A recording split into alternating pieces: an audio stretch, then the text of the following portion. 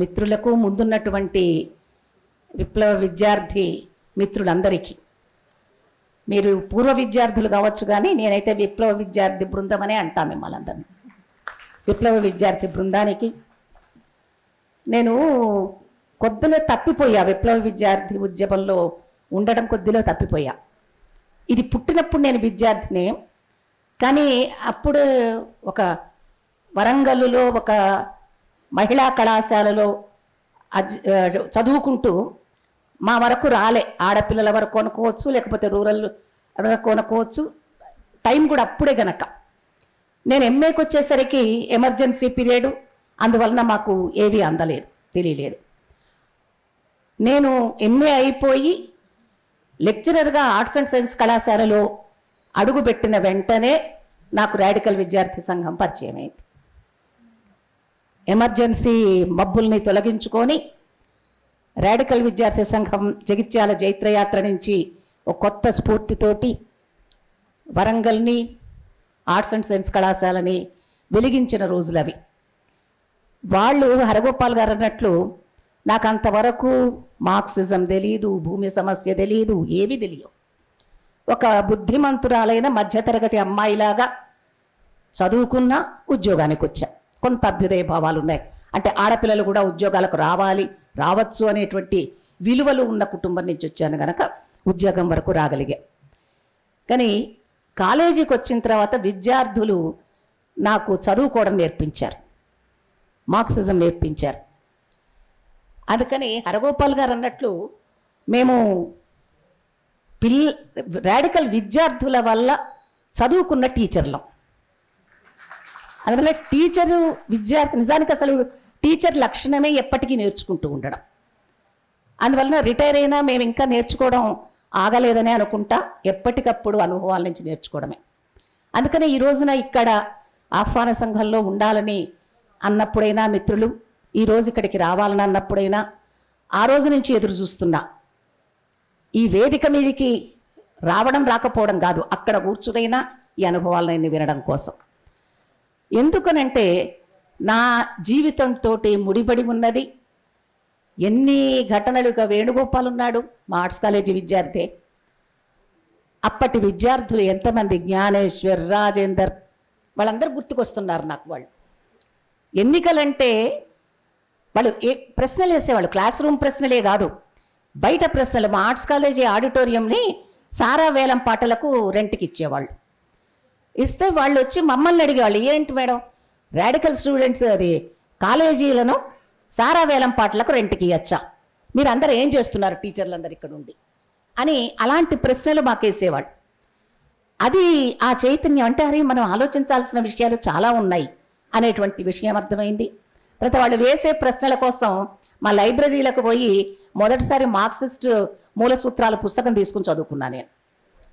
అట్లా మొదలైన ప్రస్థానంలో వాళ్ళు నా స్నేహితులు. ఆర్ట్స్ కాలేజీ అంటే ఎట్లుండేది, 87 వరకు ఒక ఉజ్వల ఘట్టం. 87 తర్వాత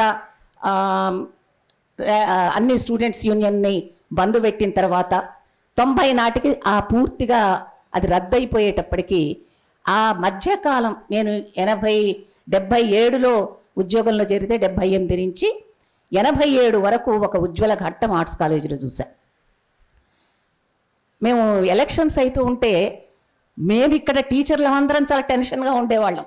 మా లెఫ్ట్ వింగ్ వస్తుందా రాదా, అది ఇక్కడ మాకు అక్కడ అవుతూనే ఉంటాయి, లెక్క పెడుతూ ఉంటారు.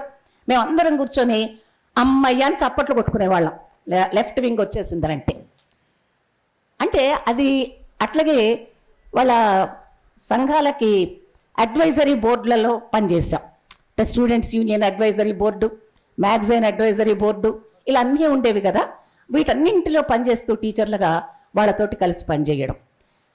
తర్వాత ఎంత స్ట్రెంగ్త్ ఉండేదో కాలేజీ అంటే, ఫుల్ ఒక హాలు ఇలా నిండిపోయి ఉండేది, 70 మంది 80 మంది స్టూడెంట్స్ తోటి క్లాస్ రూమ్లు. అంత క్లాస్ రూములు ఎందుకు క్రిక్కిరిసి ఉన్నాయి అంటే స్టూడెంట్స్ నాయకుల దగ్గర నుంచి అందరూ వచ్చేవాళ్ళు. ఒక క్రమశిక్షణ, ఎందుకంటే రాజకీయాల వేదిక ఎదే గనక. ఈ రోజున రాజకీయాలకు వేరే వేదికలు అయిపోయినాయి. అందువల్ల ఈరోజు కాలేజీలకు రావక్కర్లే విద్యార్థులు. రాకుండానే ఈ రోజున 5గురు ఉన్నారా 10 మంది ఉన్నారా స్టూడెంట్స్ అని చెప్పి వెతుక్కునే పరిస్థితులు, ప్రతి టీచర్కి ఇప్పుడు బాధ్యతలు, పిల్లల్ని ఇళ్లకు పోయి పిల్లల్ని తీసుకొచ్చుకునే బాధ్యత టీచర్లకైతే, కాలేజీల లెక్చర్లకైతే యాప్లు పెట్టి యాప్ల నుంచి పిల్లలందరి అడ్రస్లు పెట్టుకొని నువ్వు రాలేదేమిరా కాలేజీకి, రారా బాబు అని బతిలాడుకునే పరిస్థితి ఈరోజు ఉన్నది. అంటే విద్యార్థి ఉద్యమం, రాడికల్ విద్యార్థి ఉద్యమం ఒక విలువలు కలిగిన తరగతి గదిని నిర్మించింది, ఒక విలువలు కలిగినటువంటి కాలేజీలను నిర్మించింది, అది ఒక విలువలు కలిగిన అధ్యాపక విద్యార్థి సంబంధాలను అభివృద్ధి చేసింది అది. అందుకని ఆ సంబంధాలలో ప్రతి వాళ్ళు మిత్రుడే, కాలేజీ డే వచ్చిందంటే అది పెద్ద సంబరం. ప్రతి వక్తృత్వ పోటీలు, వ్యాసరచన పోటీలు, అంటే చదువుకు అంత ప్రాధాన్యం ఉండేది. అంటే అధ్యయనం అనేటువంటిది ఒక కీలకమైనటువంటి అంశంగా అటువంటి సందర్భాలు. అట్లాగే వాళ్ళ నుంచి నేర్చుకోవడం, వాళ్ళని కాపాడుకోవడం కూడా మా బాధ్యతకు ఉన్నటువంటి రోజులు. ఆర్ట్స్ కాలేజీ ముందర ఏదో స్ట్రైక్ చేశారు, రాడికల్ స్టూడెంట్స్ ధర్నా చేశారు. పోలీసులు వచ్చారు, కొట్టుకుంటూ వస్తే గేట్లు తీసుకుని పిల్లలు లోపలికి వచ్చారు. వస్తే పోలీసులు వెంటబడి వస్తే వాళ్ళందరినీ ఆపి లాఠీలు దెబ్బలు తిన్న టీచర్లను కూడా ఉన్నాం. అంటే మా పిల్లల క్యాంపస్లోకి ఎట్లొస్తారు మీరు? బయట గొడవ అయితే బయట చూసుకున్నారు, అరెస్ట్ చేయండి, జైల్లో పెట్టండి, కేసు పెట్టండి. కానీ కాలేజీలోకి వచ్చి, ప్రిన్సిపల్ రూమ్లోకి వచ్చి, తరగతి గదుల్లోకి వచ్చి విద్యార్థులను కొట్టడం ఏమిటని అడిగిన కాలం కూడా మేము ప్రత్యక్ష సాక్షులం దానికి. అందుకని అటువంటి విద్యార్థి సంఘపు ఉచ్చ దశ ఒకటి ఏదైతే ఉందో అది 90 తర్వాత ఎంత తగ్గిపోయిందంటే, నేను 87లో యూనివర్సిటీకి ట్రాన్స్ఫర్ అయ్యి మళ్ళీ 90లో ఆర్ట్స్ కాలేజీకి వచ్చా. మాకు పీజీ కాలేజీకి ఆర్ట్స్ కాలేజీకి ట్రాన్స్ఫర్స్ ఉంటాయి. ట్రాన్స్ఫర్లు అయ్యి 3 ఏళ్లకి ఇక్కడికి వచ్చేసరికి పిల్లలంతా మొరోజుగా తయారైపోయారు. ఒక్కళ్ళు అంతకుముందు ఇట్లా పడిలేచే కడలి తెరంగాలాగా ఉండేది మా క్లాస్ రూమ్. ప్రశ్నలు ప్రతిదీ ఏ సబ్జెక్ట్ క్లాస్లోనైనా కొత్త లెక్చర్స్ వినడం, అందరు ఇట్లా మౌనంగా, కొద్దిమంది వాళ్ళను ప్రశ్నలు అడగరేంటి, మమ్మల్ని నిలదీయరేంటి దేనికోదానికి అని మేము అడిగేవాళ్ళం అనమాట. అడిగితే ఏం మాట్లాడేవాళ్ళు కాదు. అది నేను అనేదాన్ని కూడా, ఇది 1 సైడ్ లవ్ అయిపోయింది. ఇంతకుముందు 2 సైడ్స్ డిస్కషన్ ఉండేది. అటు ఇటు ఒక సంభాషణ సాగినటువంటి కాలం 87 వరకు. ఈ సంభాషణ ఎక్కడికి పోయింది? 90 వచ్చేసరికి మౌనంలోకి ఎందుకు వెళ్ళిపోయింది? ఈ వెళ్ళిపోవడానికి జరిగినటువంటి కుట్ర ఎంత వెనక?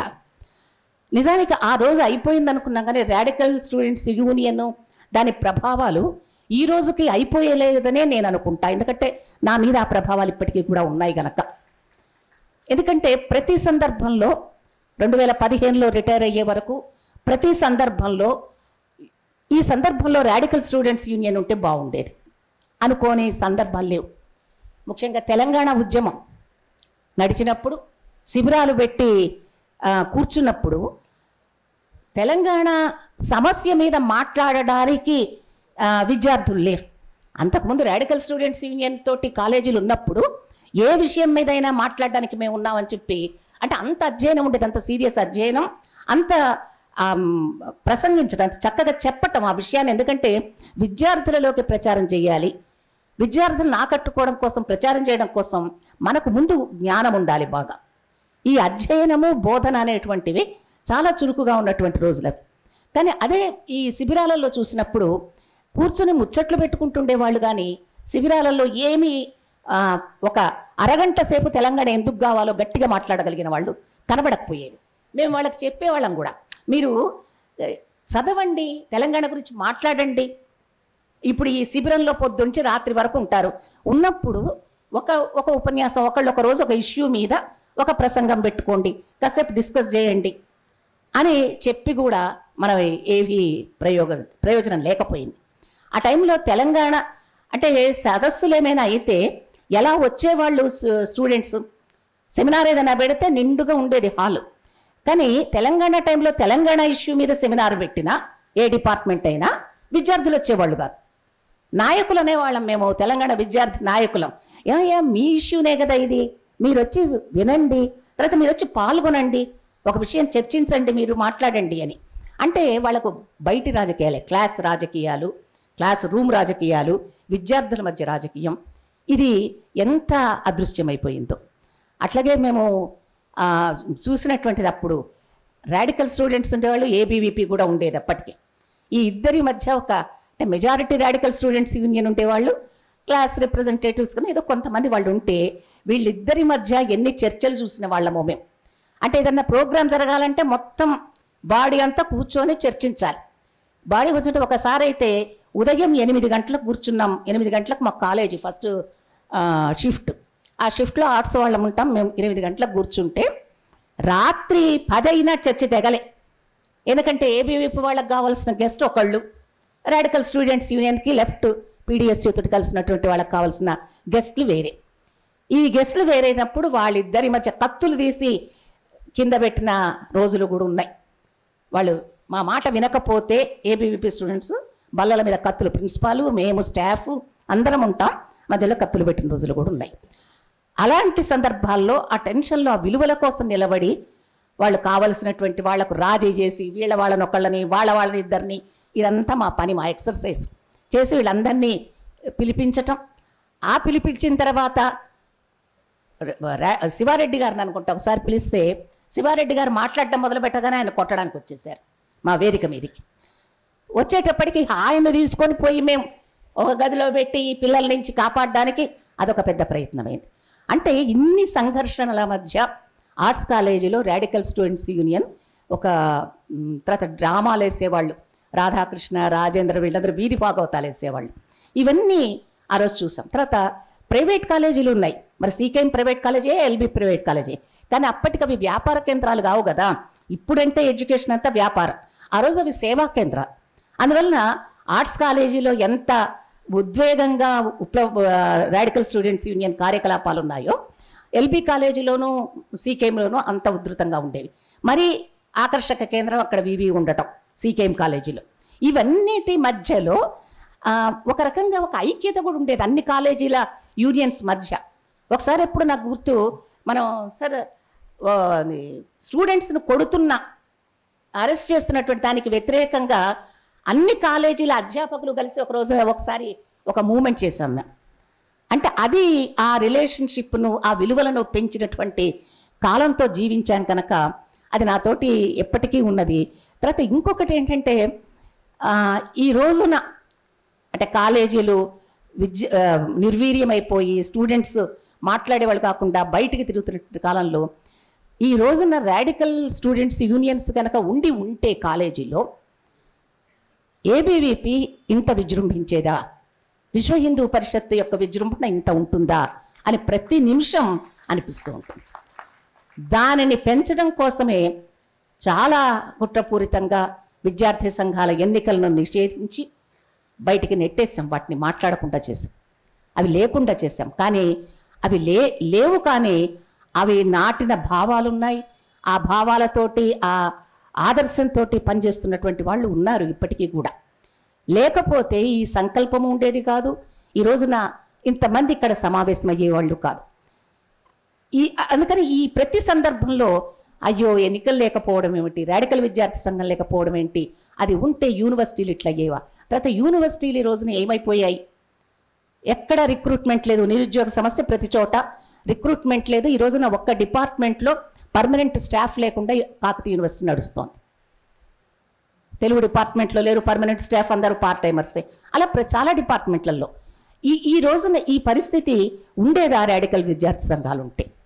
ఎందుకంటే వాళ్ళు ఎన్ని అడిగేవాళ్ళు, క్లాస్ రూము సిలబస్ కాకపోతే వచ్చి అడిగేవాళ్ళు స్టూడెంట్స్, మాకు సిలబస్ పూర్తిగాలే, మాకు పరీక్ష ఎట్లా పెడతారనేవాళ్ళు. ఇప్పుడు సిలబస్ అసలు ఏముందో కూడా తెలియదు, సిలబస్ ఏముందో తెలియాల్సిన అవసరం కూడా లేదు. ఈ సిలబస్ బాగుందా లేదా అనేటువంటిది కూడా లేదు. అప్పుడు పిల్లలు సిలబస్ మీద చర్చ చేసేవాళ్ళు, ఇది ఎందుకు పెట్టారు సిలబస్లో, ఇది పెట్టి ఏం పని చేశారు, ఇలాంటి ఎన్నో ప్రశ్నల మధ్యలో ఒక ఎడ్యుకేషన్, అది మా అందరికీ కూడా ఒక ఎడ్యుకేషన్.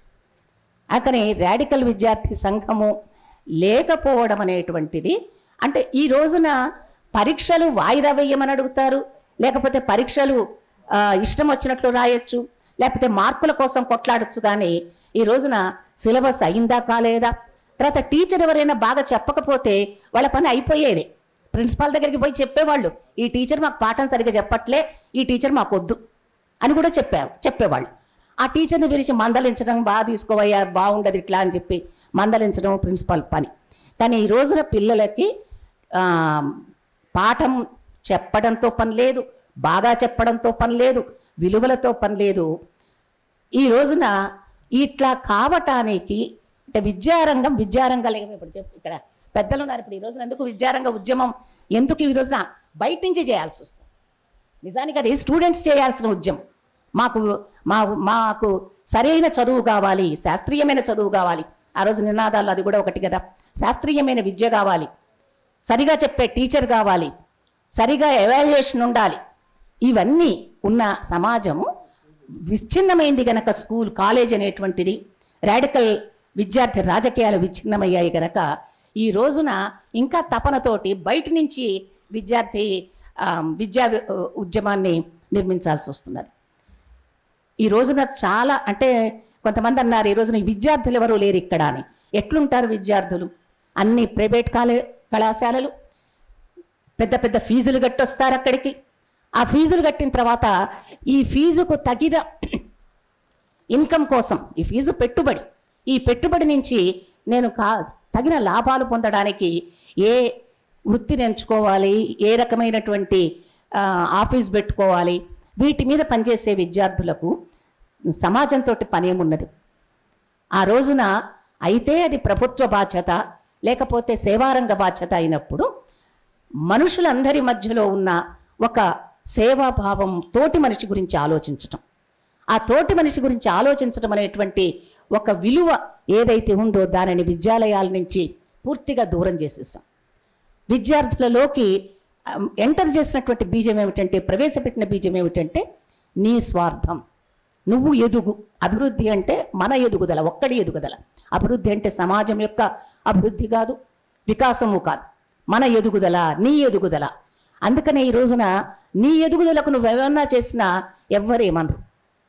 నువ్వు అవినీతి కార్యకలాపాలు చేయి, ఇంకేమైనా చెయ్యి, కానీ నీ ఎదుగుదల నువ్వు బిల్డింగులు కట్టుకుంటూ పోతుంటే, నువ్వు ఆస్తులు సంపాదించుకుంటూ పోతుంటే, నువ్వు అడవులు ఆక్రమించుకుంటూ పోతుంటే నీకే అభ్యంతరాలు ఉండవు. కానీ నా వృత్తితో పాటు నేను ప్రజా జీవితంతోటి కూడా సంబంధంలో ఉంటా, ప్రజల సంక్షేమం గురించి ఆలోచిస్తా, ఒక ప్రతిపక్షంగా నేను నిలబడతా అని చెప్పేటువంటి విద్యార్థులు కానీ, అధ్యాపకులు కానీ, ప్రజా ఉద్యమకారులు కానీ, రచయితలు కానీ, కళాకారులు కానీ, వీళ్ళందరూ ఈ రోజున నిర్బంధానికి లోనవుతున్నారు. వరవర్రావు గారు ఇక్కడ లేరు, బాంబేలో ఉన్నారు. ఆయన మనసంతా ఇక్కడ ఉంటుంది, మనకు తెలుసు. కానీ అంటే మనసులను కట్టేసి, మనుషులను బంధించి, మనసులను బంధించి ఎటువంటి సమాజాన్ని ఈ రోజున నిర్మించడానికి జరుగుతున్న ప్రయత్నాలని మనం చూడొచ్చు. కానీ ఇటువంటి సందర్భంలో ఎట్లా వస్తారు మనకు స్టూడెంట్స్? చాలా ప్రతిబంధకాలు ఉన్నాయి. ఈ రోజున మళ్ళీ 87 చరిత్ర పునర్నిర్మించాలంటే, 87 లోపల ఉన్న చరిత్ర పునర్నిర్మించాలంటే చాలా అవరోధాలు ఉన్నాయి. కానీ ఈ అవరోధాలు ఏదైతే ఈ గ్లోబలైజేషన్ ఉన్నదో, ఏదైతే ఆ ప్రైవేటీకరణ ఉన్నదో, ఆ ప్రైవేటీకరణ నువ్వు ఒక సవాలుగా తీసుకుంటూనే మనుషులను కూడగట్టడం ఎట్లా, విద్యార్థులను కూడగట్టడం ఎట్లా, విద్యార్థుల మధ్యలో ఒక సహజమైన మానవీయ సంబంధాలను నెలకొల్పడం ఎట్లా, మనుషులుగా ఆలోచించే, స్పందించే సంస్కృతిని అభివృద్ధి పరచడం ఎట్లా అనేటువంటి ప్రశ్నలు ఈ రోజున మన ముందున్నాయి.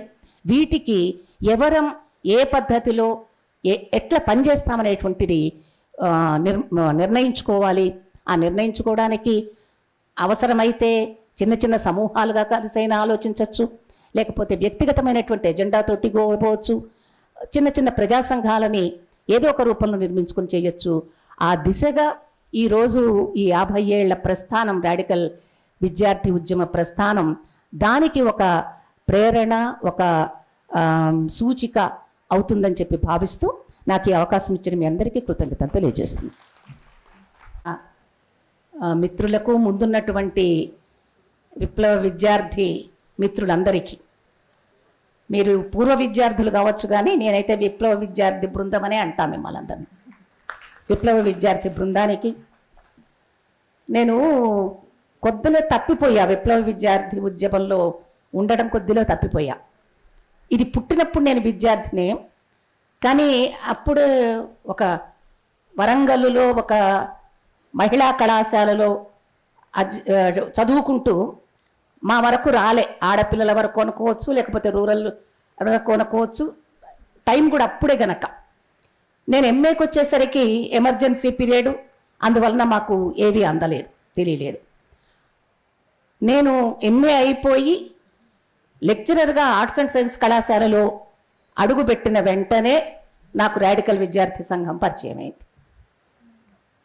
ఎమర్జెన్సీ మబ్బుల్ని తొలగించుకొని రాడికల్ విద్యార్థి సంఘం జగిత్యాల జైత్రయాత్ర నుంచి ఒక కొత్త స్ఫూర్తితోటి వరంగల్ని, ఆర్ట్స్ అండ్ సైన్స్ కళాశాలని వెలిగించిన రోజులు అవి. వాళ్ళు హరగోపాల్ గారు అన్నట్లు నాకు అంతవరకు మార్క్సిజం తెలియదు, భూమి సమస్య తెలియదు, ఏవి తెలియదు. ఒక బుద్ధిమంతురాలైన మధ్యతరగతి అమ్మాయిలాగా చదువుకున్న ఉద్యోగానికి వచ్చా.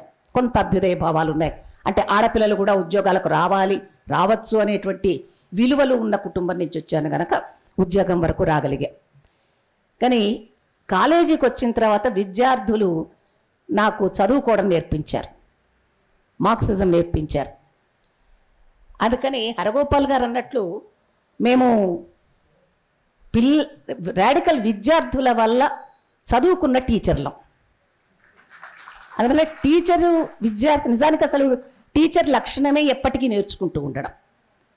అందువలన రిటైర్ అయినా మేము ఇంకా నేర్చుకోవడం ఆగలేదని అనుకుంటా, ఎప్పటికప్పుడు అనుభవాల నుంచి నేర్చుకోవడమే.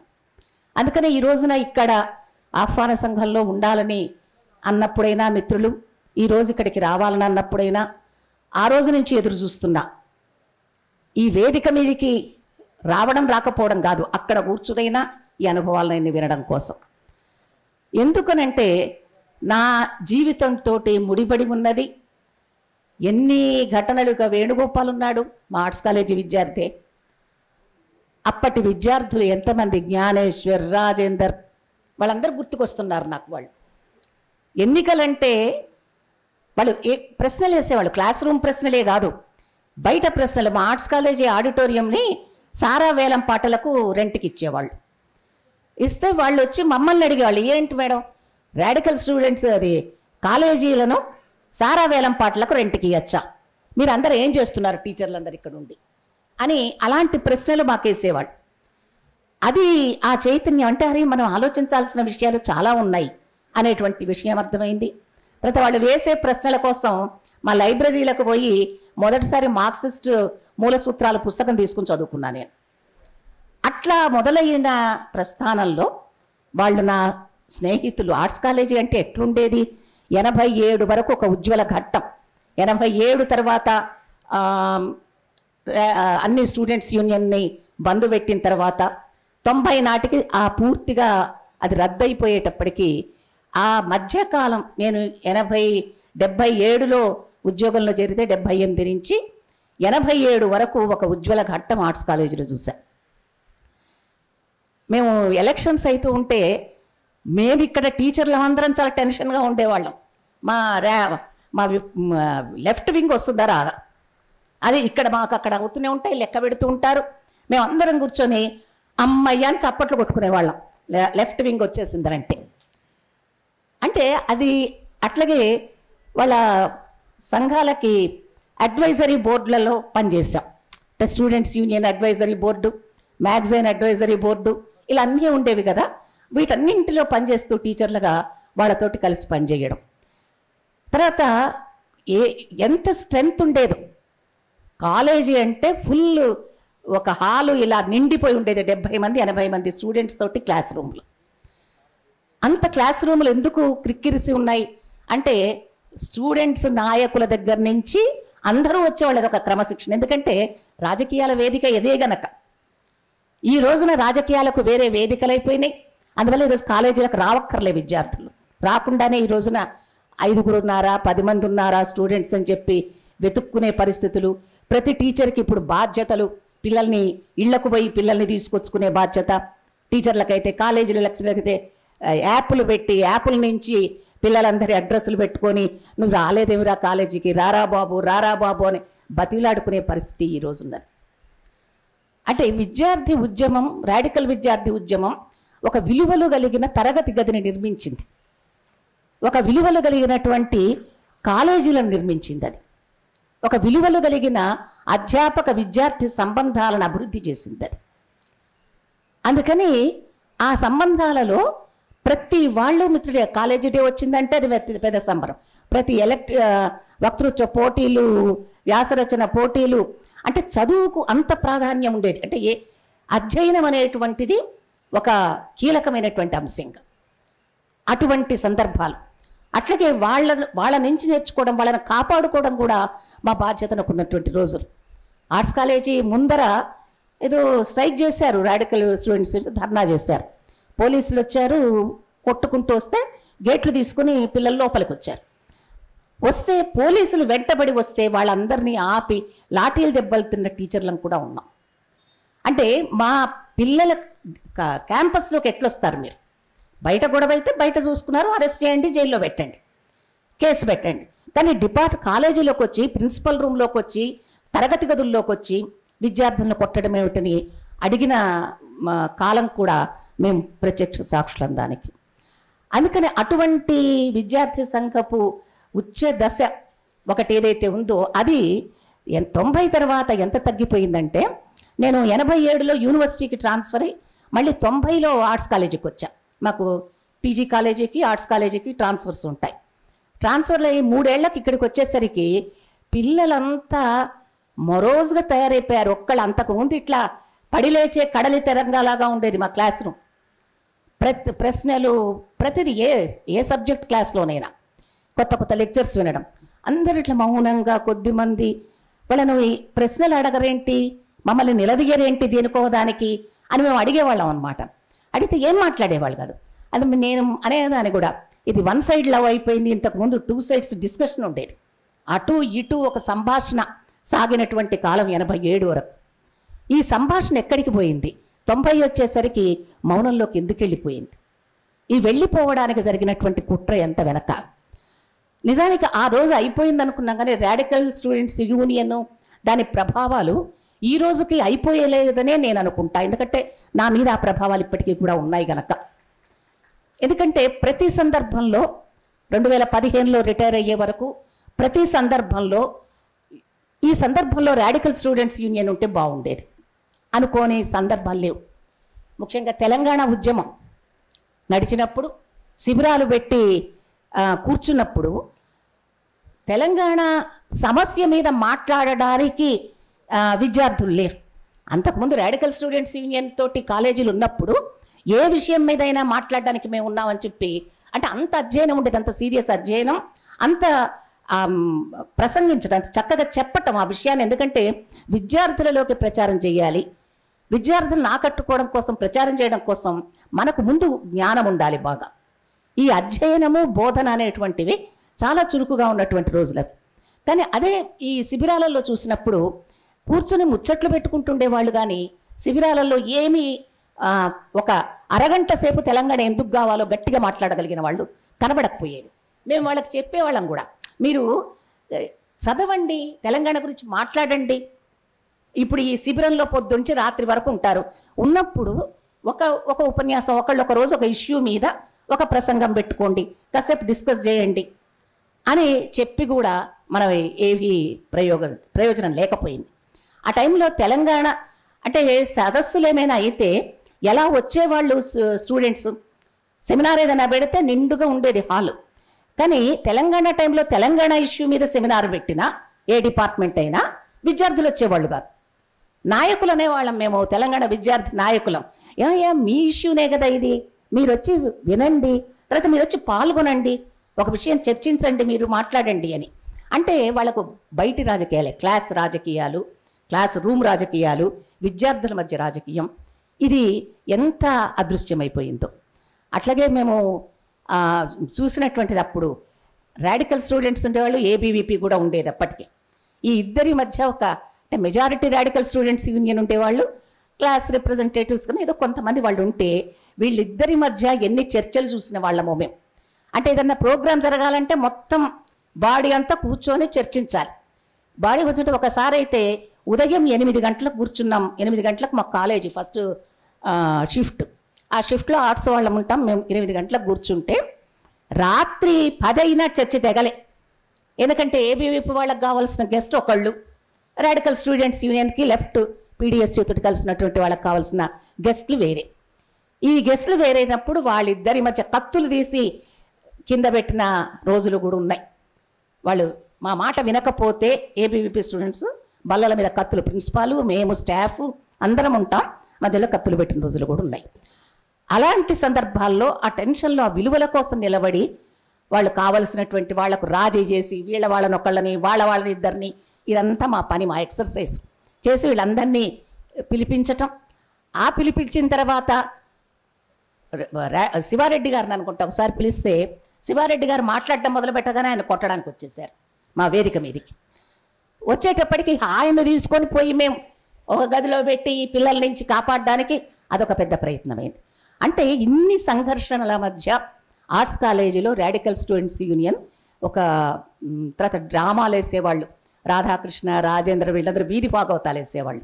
ఇవన్నీ ఆ రోజు చూసాం. తర్వాత ప్రైవేట్ కాలేజీలు ఉన్నాయి, మరి సీకేఎం ప్రైవేట్ కాలేజే, ఎల్బీ ప్రైవేట్ కాలేజే, కానీ అప్పటికి అవి వ్యాపార కేంద్రాలు కావు కదా. ఇప్పుడంటే ఎడ్యుకేషన్ అంతా వ్యాపారం, ఆ రోజు అవి సేవా కేంద్రాలు. అందువలన ఆర్ట్స్ కాలేజీలో ఎంత ఉద్వేగంగా రాడికల్ స్టూడెంట్స్ యూనియన్ కార్యకలాపాలు ఉన్నాయో ఎల్బీ కాలేజీలోనూ సీకేఎంలోనూ అంత ఉధృతంగా ఉండేవి. మరి ఆకర్షక కేంద్రం అక్కడ వివి ఉండటం సీకేఎం కాలేజీలో. ఇవన్నిటి మధ్యలో ఒక రకంగా ఒక ఐక్యత కూడా ఉండేది అన్ని కాలేజీల యూనియన్స్ మధ్య. ఒకసారి ఎప్పుడు నాకు గుర్తు, మనం సార్ స్టూడెంట్స్ను అరెస్ట్ చేస్తున్నటువంటి దానికి వ్యతిరేకంగా అన్ని కాలేజీల అధ్యాపకులు కలిసి ఒకసారి ఒక మూమెంట్ చేశాం మేము. అంటే అది ఆ రిలేషన్షిప్ను, ఆ విలువలను పెంచినటువంటి కాలంతో జీవించాం కనుక అది నాతోటి ఎప్పటికీ ఉన్నది.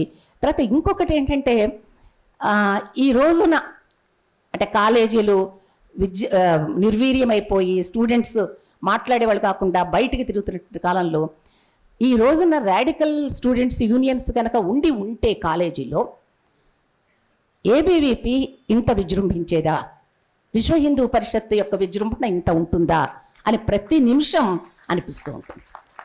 దానిని పెంచడం కోసమే చాలా కుట్రపూరితంగా విద్యార్థి సంఘాల ఎన్నికలను నిషేధించి బయటికి నెట్టేసాం, వాటిని మాట్లాడకుండా చేసాం, అవి లేకుండా చేసాం. కానీ అవి లేవు కానీ అవి నాటిన భావాలు ఉన్నాయి. ఆ భావాలతోటి ఆ ఆదర్శంతో పనిచేస్తున్నటువంటి వాళ్ళు ఉన్నారు ఇప్పటికీ కూడా. లేకపోతే ఈ సంకల్పం ఉండేది కాదు, ఈ రోజున ఇంతమంది ఇక్కడ సమావేశం అయ్యేవాళ్ళు కాదు. అందుకని ఈ ప్రతి సందర్భంలో అయ్యో ఎన్నికలు లేకపోవడం ఏమిటి, రాడికల్ విద్యార్థి సంఘం లేకపోవడం ఏంటి, అది ఉంటే యూనివర్సిటీలు ఇట్లా అయ్యేవా. తర్వాత యూనివర్సిటీలు ఈ రోజున ఏమైపోయాయి, ఎక్కడ రిక్రూట్మెంట్ లేదు, నిరుద్యోగ సమస్య ప్రతి చోట, రిక్రూట్మెంట్ లేదు. ఈ రోజున ఒక్క డిపార్ట్మెంట్లో పర్మనెంట్ స్టాఫ్ లేకుండా కాకతీయ యూనివర్సిటీ నడుస్తోంది. తెలుగు డిపార్ట్మెంట్లో లేరు పర్మనెంట్ స్టాఫ్, అందరూ పార్ట్ టైమర్సే.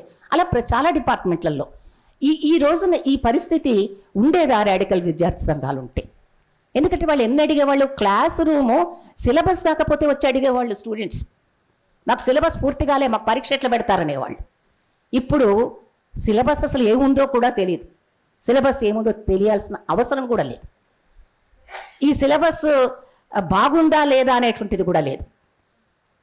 అప్పుడు పిల్లలు సిలబస్ మీద చర్చ చేసేవాళ్ళు, ఇది ఎందుకు పెట్టారు సిలబస్లో, ఇది పెట్టి ఏం పని చేశారు, ఇలాంటి ఎన్నో ప్రశ్నల మధ్యలో ఒక ఎడ్యుకేషన్, అది మా అందరికీ కూడా ఒక ఎడ్యుకేషన్.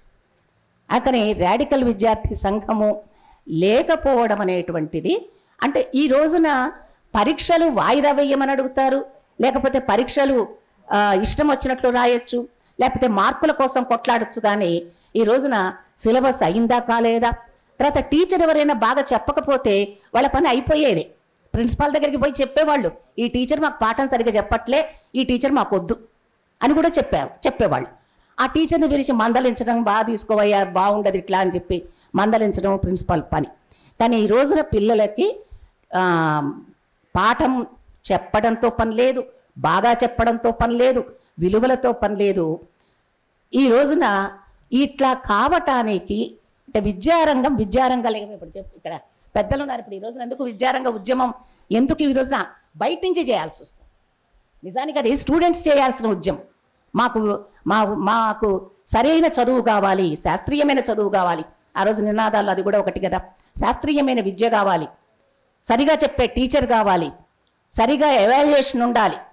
ఇవన్నీ ఉన్న సమాజము విచ్ఛిన్నమైంది గనక స్కూల్ కాలేజ్ అనేటువంటిది, రాడికల్ విద్యార్థి రాజకీయాలు విచ్ఛిన్నమయ్యాయి గనక ఈ రోజున ఇంకా తపనతోటి బయట నుంచి విద్యా ఉద్యమాన్ని నిర్మించాల్సి వస్తున్నది. ఈ రోజున చాలా అంటే కొంతమంది అన్నారు ఈ రోజున విద్యార్థులు ఎవరు లేరు ఇక్కడ అని. ఎట్లుంటారు విద్యార్థులు? అన్ని ప్రైవేట్ కళాశాలలు, పెద్ద పెద్ద ఫీజులు కట్టొస్తారు అక్కడికి. ఆ ఫీజులు కట్టిన తర్వాత ఈ ఫీజుకు తగిన ఇన్కమ్ కోసం ఈ ఫీజు పెట్టుబడి, ఈ పెట్టుబడి నుంచి నేను తగిన లాభాలు పొందడానికి ఏ వృత్తిని ఎంచుకోవాలి, ఏ రకమైనటువంటి ఆఫీస్ పెట్టుకోవాలి, వీటి మీద పనిచేసే విద్యార్థులకు సమాజంతో పనేమున్నది? ఆ రోజున అయితే అది ప్రభుత్వ బాధ్యత లేకపోతే సేవారంగ బాధ్యత అయినప్పుడు మనుషులందరి మధ్యలో ఉన్న ఒక సేవాభావం, తోటి మనిషి గురించి ఆలోచించటం, ఆ తోటి మనిషి గురించి ఆలోచించడం అనేటువంటి ఒక విలువ ఏదైతే ఉందో దానిని విద్యాలయాల నుంచి పూర్తిగా దూరం చేసేసాం. విద్యార్థులలోకి ఎంటర్ చేసినటువంటి బీజం ఏమిటంటే, ప్రవేశపెట్టిన బీజం ఏమిటంటే నీ స్వార్థం, నువ్వు ఎదుగు. అభివృద్ధి అంటే మన ఎదుగుదల, ఒక్కడి ఎదుగుదల. అభివృద్ధి అంటే సమాజం యొక్క అభివృద్ధి కాదు, వికాసము కాదు, మన ఎదుగుదల, నీ ఎదుగుదల. అందుకనే ఈ రోజున నీ ఎదుగుదలకు నువ్వెవరన్నా చేసినా ఎవ్వరేమనరు. నువ్వు అవినీతి కార్యకలాపాలు చెయ్యి, ఇంకేమైనా చెయ్యి, కానీ నీ ఎదుగుదల నువ్వు బిల్డింగులు కట్టుకుంటూ పోతుంటే, నువ్వు ఆస్తులు సంపాదించుకుంటూ పోతుంటే, నువ్వు అడవులు ఆక్రమించుకుంటూ పోతుంటే నీకే అభ్యంతరాలు ఉండవు. కానీ నా వృత్తితో పాటు నేను ప్రజా జీవితాన్ని తోటి కూడా సంబంధంలో ఉంటా, ప్రజల సంక్షేమం గురించి ఆలోచిస్తా, ఒక ప్రతిపక్షంగా నేను నిలబడతా అని చెప్పేటువంటి విద్యార్థులు కానీ, అధ్యాపకులు కానీ, ప్రజా ఉద్యమకారులు కానీ, రచయితలు కానీ, కళాకారులు కానీ, వీళ్ళందరూ ఈ రోజున నిర్బంధానికి లోనవుతున్నారు. వరవర్రావు గారు ఇక్కడ లేరు, బాంబేలో ఉన్నారు. ఆయన మనసంతా ఇక్కడ ఉంటుంది, మనకు తెలుసు. కానీ అంటే మనసులను కట్టేసి, మనుషులను బంధించి, మనసులను బంధించి ఎటువంటి సమాజాన్ని ఈ రోజున నిర్మించడానికి జరుగుతున్న ప్రయత్నాలని మనం చూడొచ్చు. కానీ ఇటువంటి సందర్భంలో ఎట్లా వస్తారు మనకు స్టూడెంట్స్? చాలా ప్రతిబంధకాలు ఉన్నాయి. ఈ రోజున మళ్ళీ 87 చరిత్ర పునర్నిర్మించాలంటే, 87 లోపల ఉన్న చరిత్ర పునర్నిర్మించాలంటే చాలా అవరోధాలు ఉన్నాయి. కానీ ఈ అవరోధాలు ఏదైతే ఈ గ్లోబలైజేషన్ ఉన్నదో, ఏదైతే ఆ ప్రైవేటీకరణ ఉన్నదో, ఆ ప్రైవేటీకరణ నువ్వు ఒక సవాలుగా తీసుకుంటూనే మనుషులను కూడగట్టడం ఎట్లా, విద్యార్థులను కూడగట్టడం ఎట్లా, విద్యార్థుల మధ్యలో ఒక సహజమైన మానవీయ సంబంధాలను నెలకొల్పడం ఎట్లా, మనుషులుగా ఆలోచించే, స్పందించే సంస్కృతిని అభివృద్ధి పరచడం ఎట్లా అనేటువంటి ప్రశ్నలు ఈ రోజున మన ముందున్నాయి. వీటికి ఎవరం ఏ పద్ధతిలో ఎట్లా పనిచేస్తామనేటువంటిది నిర్ణయించుకోవాలి. ఆ నిర్ణయించుకోవడానికి అవసరమైతే చిన్న చిన్న సమూహాలుగా కలిసైనా ఆలోచించవచ్చు, లేకపోతే వ్యక్తిగతమైనటువంటి ఎజెండాతోటి పోవచ్చు, చిన్న చిన్న ప్రజా సంఘాలని ఏదో ఒక రూపంలో నిర్మించుకొని చేయొచ్చు. ఆ దిశగా ఈరోజు ఈ 50 ఏళ్ల ప్రస్థానం, రాడికల్ విద్యార్థి ఉద్యమ ప్రస్థానం, దానికి ఒక ప్రేరణ, ఒక సూచిక అవుతుందని చెప్పి భావిస్తూ నాకు ఈ అవకాశం ఇచ్చిన మీ అందరికీ కృతజ్ఞతలు తెలియజేస్తుంది.